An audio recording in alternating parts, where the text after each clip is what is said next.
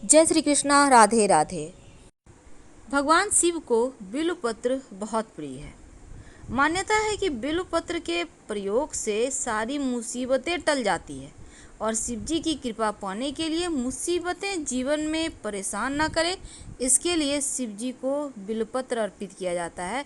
अगर आप अपने जीवन की विपत्तियां समाप्त करना चाहते हैं तो शिव जी को बिल्वपत्र जरूर अर्पित करें। लेकिन क्यों?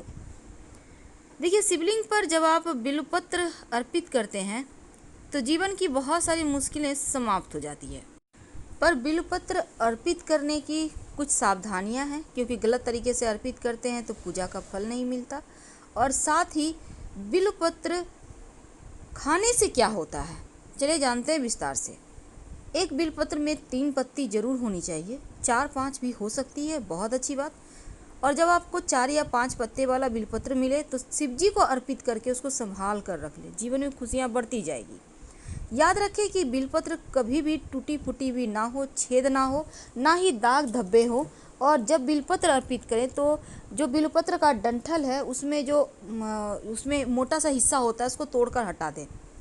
और जब आप बिल्वपत्र अर्पित करते हैं तो हमेशा उल्टा अर्पित करें, यानी कि बिल्वपत्र का चिकना साइड शिवलिंग की तरफ होना चाहिए। और बिल्वपत्र अर्पित करने के बाद जल जरूर अर्पित करें। आप एक ही बेलपत्र को चढ़ाकर फिर उठाकर फिर जल से धोकर फिर चढ़ा सकते हैं, यानी बार बार चढ़ाया जा सकता है बिल्वपत्र।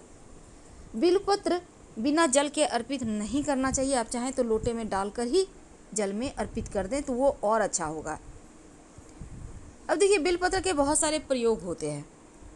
अगर विवाह में दिक्कत आ रही हो तो 108 बिल्वपत्र पर हर चंदन से आपको राम लिखना है हर एक बिल्वपत्र पर, और एक एक करके नमः शिवाय का जप करते हुए शिवलिंग पर अर्पित करते जाएं।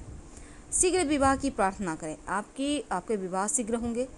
लेकिन अगर बीमारी से परेशान हैं तो 108 बिल्वपत्र ले लें। एक पात्र में आप चंदन का इत्र ले लें और बिल्वपत्र को एक एक करके इत्र में टच करते जाएं और फिर आप शिवलिंग पर अर्पित करते जाएं और बोलते जाएं ओम होंग जुंग सा, और फिर अंत में जल अर्पित करें। आपके स्वास्थ्य की हर समस्या दूर हो जाएगी।